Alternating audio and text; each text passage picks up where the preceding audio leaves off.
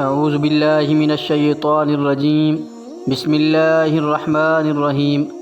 شروع اللہ کے نام سے جو بہت بڑا مہربان اور نہایت رحم کرنے والا ہے۔ ناظرین، آج کی اس ویڈیو میں ہم بات کریں گے کہ جب حضرت موسیٰ علیہ السلام کا عصا اژدہا بن کر جادوگروں کے سانپوں کو نگل گیا تو جادوگر سجدے میں گر کر ایمان لائے، مگر فرعون اور اس کے متبعین نے اب بھی ایمان قبول نہیں کیا، بلکہ فرعون کا کفر اور اس کی سرکشی اور زیادہ بڑھ گئی، اور اس نے بنی اسرائیل کے مومنین اور حضرت موسیٰ علیہ السلام کی دل آزاری اور اعزار ثانی میں بھرپور کوشش شروع کر دی اور طرح طرح سے ستانا شروع کر دیا۔ فرعون کے مظالم سے تنگ دل ہو کر حضرت موسیٰ علیہ السلام نے خداوند قدوس کے دربار میں اس طرح دعا مانگی کہ آئے میرے رب، فرعون زمین میں بہت ہی سرکش ہو گیا ہے اور اس کی قوم نے عہد شکنی کی ہے، لہٰذا تو انہیں ایسے عذابوں میں گرفتار فرما لے جو ان کے لیے سزاوار ہوں اور میری قوم اور بعد والوں کے لیے عبرت ہو۔ حضرت موسیٰ علیہ السلام کی دعا کے بعد اللہ تعالیٰ نے فرعونیوں پر لگاتار 5 عذابوں کو مسلط فرما دیا۔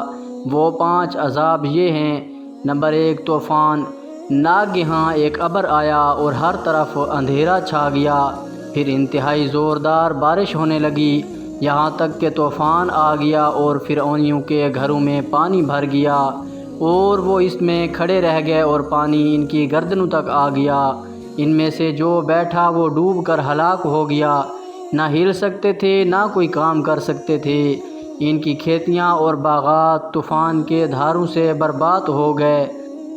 7 روز تک وہ لوگ اسی مصیبت میں مبتلا رہے، اور باوجود یہ کہ بنی اسرائیل کے مکانات فرعونیوں کے گھروں سے ملے ہوئے تھے،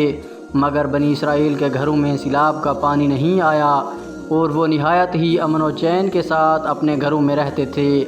جب فرعونیوں کو اس مصیبت کے برداشت کرنے کی تاب و طاقت نہ رہی اور وہ بالکل ہی عاجز ہو گئے تو ان لوگوں نے حضرت موسیٰ علیہ السلام سے عرض کیا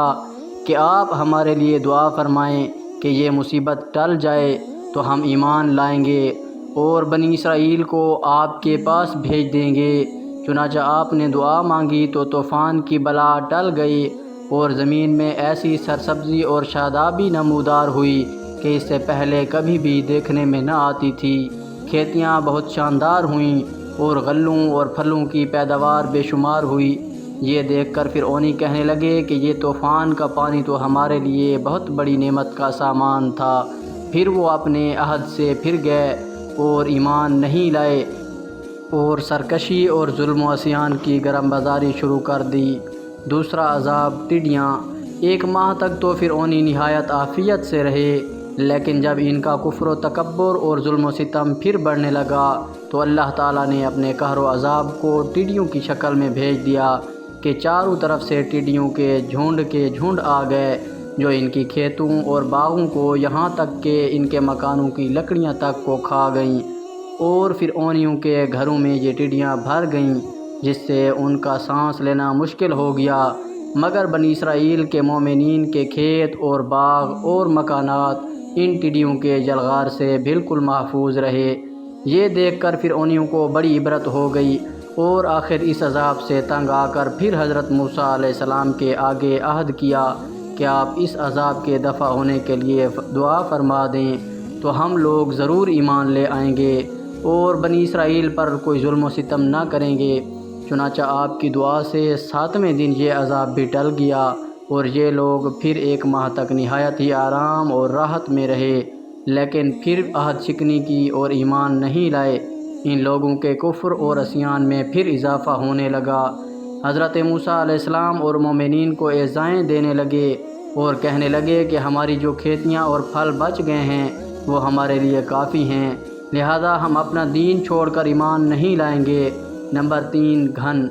غرض 1 ماہ کے بعد پھر ان لوگوں پر کمل کا عذاب مسلط ہو گیا۔ بعض مفسرین کا بیان ہے کہ یہ گھن تھا جو ان فرعونیوں کے اناجوں اور پھلوں میں لگ کر تمام غلوں اور میووں کو کھا گیا،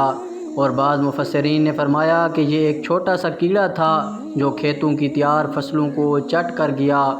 اور ان کے کپڑوں میں گھس کر ان کے چمڑوں کو کاٹ کاٹ کر انہیں مرغ بسمل کی طرح تڑپانے لگا، یہاں تک کہ ان کے سر کے بالوں، داڑھی، مونچھوں، بھوؤں، پلکوں کو چاٹ چاٹ کر اور چہروں کو کاٹ کاٹ کر انہیں چیچک رو بنا دیا۔ یہ کیڑے ان کے کھانوں، پانیوں اور برتنوں میں گھس جاتے تھے، جس سے یہ لوگ نہ کچھ کھا سکتے تھے، نہ کچھ پی سکتے تھے، نہ لمحہ بھر کے لیے سو سکتے تھے، یہاں تک کہ ایک ہفتہ میں اس قہر و آسمانی بلا ناگہانی سے بلبلا کر یہ لوگ چیخ پڑے اور پھر حضرت موسیٰ علیہ السلام کے حضور حاضر ہو کر دعا کی درخواست کرنے لگے اور ایمان لانے کے عہد دینے لگے۔ چنانچہ آپ نے ان لوگوں کی بے قراری اور گریہ و زاری پر رحم کھا کر دعا کر دی اور یہ عذاب بھی رفع دفع ہو گیا، لیکن فرعونیوں نے پھر بھی اپنے عہد کو توڑ ڈالا اور پہلے سے بھی زیادہ ظلم و عدوان پر کمر بستہ ہو گئے۔ پھر 1 ماہ کے بعد ان لوگوں پر مینڈک کا عذاب نازل ہوا۔ ان فرعونیوں کی بستیوں اور ان کے گھروں میں اچانک بے شمار مینڈک پیدا ہو گئے اور ان ظالموں کا یہ حال ہو گیا کہ جو آدمی جہاں بھی بیٹھتا اس کی مجلس میں ہزاروں مینڈک بھر جاتے تھے۔ کوئی آدمی بات کرنے یا کھانے کے لیے منہ کھولتا تو اس کے منہ میں مینڈک کود کر گھس جاتے۔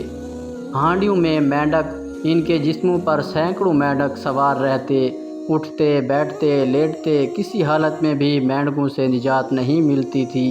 اس عذاب سے فرعونی رو پڑے اور پھر روتے گڑ گڑاتے حضرت موسیٰ علیہ السلام کی بارگاہ میں دعا کی بھیک مانگنے کے لیے آئے اور پھر بڑی بڑی قسمیں کھا کر عہد و پیمان کرنے لگے کہ ہم ضرور ایمان لائیں گے اور مومنین کو کبھی ایذا نہیں دیں گے۔ چنانچہ حضرت موسیٰ علیہ السلام کی دعا سے 7ویں دن یہ عذاب بھی اٹھا لیا گیا، مگر یہ مردود قوم راحت ملتے ہی پھر اپنا عہد توڑ کر اپنی پہلی خبیث حرکتوں میں مشغول ہو گئی، مومنین کو ستانے لگے اور حضرت موسیٰ علیہ السلام کی توہین و بے ادبی کرنے لگے۔ تو پھر عذاب الہی نے ان ظالموں کو اپنی گرفت میں لے لیا اور ان لوگوں پر خون کا عذاب قہر الہی بن کر اتر پڑا۔ خون ایک دم بالکل اچانک ان لوگوں کے تمام کنوؤں، نہروں کا پانی خون ہو گیا۔ تو ان لوگوں نے فرعون سے فریاد کی تو اس سرکش نے کہا کہ حضرت موسیٰ علیہ السلام کی جادوگری اور نظر بندی ہے۔ یہ سن کر فرعونیوں نے کہا کہ یہ کیسی اور کہاں کی نظر بندی ہے کہ ہمارے کھانے پینے کے برتن خون سے بھرے پڑے ہیں اور مومنین پر اس کا ذرا بھی اثر نہیں۔ تو فرعون نے حکم دیا کہ فرعونی لوگ مومنین کے ساتھ ایک ہی برتن سے پانی نکالیں، مگر خدا کی شان کہ مومنین اسی برتن سے پانی نکالتے تو نہایت ہی صاف و شفاف اور شیریں پانی نکلتا، اور فرعونی جب اسی برتن سے پانی نکالتے تو تازہ خالص خون نکلتا، یہاں تک کہ فرعونی لوگ پیاس سے بے قرار ہو کر مومنین کے پاس آئے اور کہا کہ ہم دونوں ایک ہی برتن سے ایک ہی ساتھ منہ لگا کر پانی پئیں گے، مگر قدرت خداوندی کا عجیب جلوہ نظر آتا۔ ایک ہی برتن سے ایک ساتھ منہ لگا کر دونوں پانی پیتے تھے، مگر مومنین کے منہ میں جو جاتا وہ پانی ہوتا تھا اور فرعون والوں کے منہ میں جو جاتا وہ خون ہوتا تھا۔ مجبور ہو کر فرعون اور فرعونی لوگ گھاس اور درختوں کی جڑیں اور چھالیں چبا چبا کر چوستے تھے، مگر اس کی رطوبت بھی ان کے منہ میں جا کر خون بن جاتی تھی۔ الغرض فرعونیوں نے پھر گڑ گڑا کر حضرت موسیٰ علیہ السلام سے دعا کی درخواست کی تو آپ نے پیغمبرانہ رحم و کرم فرما کر پھر ان لوگوں کے لیے دعائے خیر فرما دی۔ تو 7ویں دن اس خونی عذاب کا سایہ بھی ان کے سروں سے اٹھ گیا۔ الغرض ان سرکشوں پر مسلسل 5 عذاب آتے رہے اور ہر عذاب 7ویں دن ٹلتا رہا اور ہر 2 عذابوں کے درمیان 1 ماہ کا فاصلہ ہوتا رہا، مگر فرعون اور فرعونیوں کے دلوں پر شقاوت و بدبختی کی ایسی مہر لگ چکی تھی کہ پھر بھی وہ ایمان نہیں لائے اور اپنے کفر پر اڑے رہے اور ہر مرتبہ اپنا عہد توڑتے رہے، یہاں تک کہ اللہ تعالیٰ کے قہر و غضب کا آخری عذاب آ گیا کہ فرعون اور اس کے متابعین سب دریائے نیل میں غرق ہو کر ہلاک ہو گئے اور ہمیشہ کے لیے خدا کی دنیا ان عہد شکنوں اور مردودوں سے پاک و صاف ہو گئی اور یہ لوگ دنیا سے اس طرح نیست و نابود کر دیے گئے کہ روئے زمین پر ان کی قبروں کا نشان بھی باقی نہیں رہ گیا۔ قرآن مجید نے ان مذکورہ بالا 5 عذابوں کی تصویر کشی ان الفاظ میں فرمائی ہے: ترجمہ: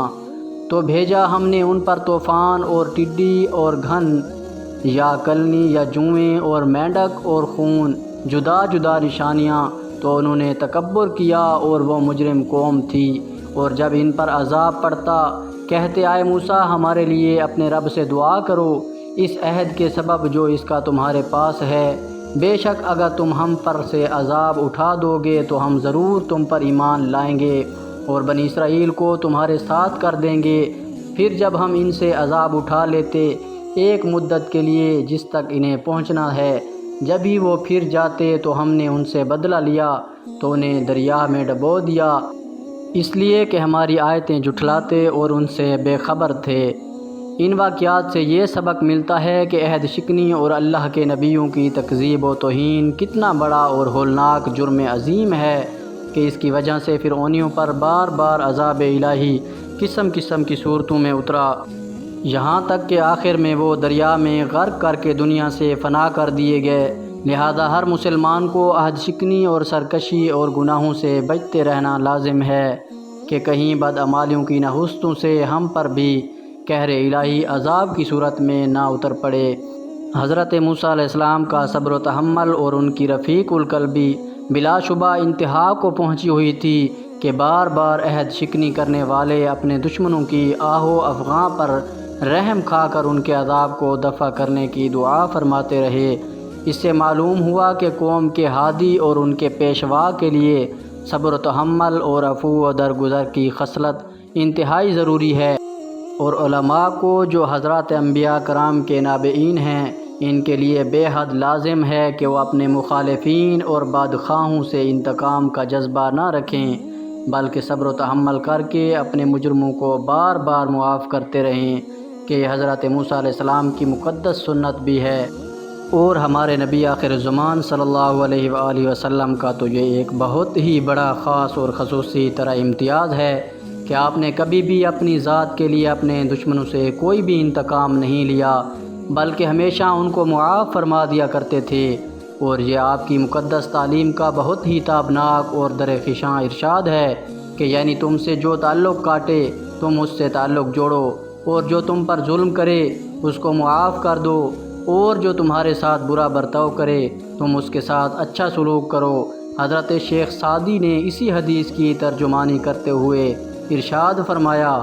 کہ یعنی برائی کا برا بدلہ دینا تو بہت آسان ہے، لیکن اگر تم جوان مرد ہو تو برائی کرنے والے کے ساتھ بھلائی کرو۔ دوستو، امید ہے آپ کو میری یہ ویڈیو بہت پسند آئی ہوگی۔ اگر ویڈیو بہت پسند آئی ہے تو اس کو لائک کر دیں، اور اگر آپ نے ابھی تک میرے چینل کو سبسکرائب نہیں کیا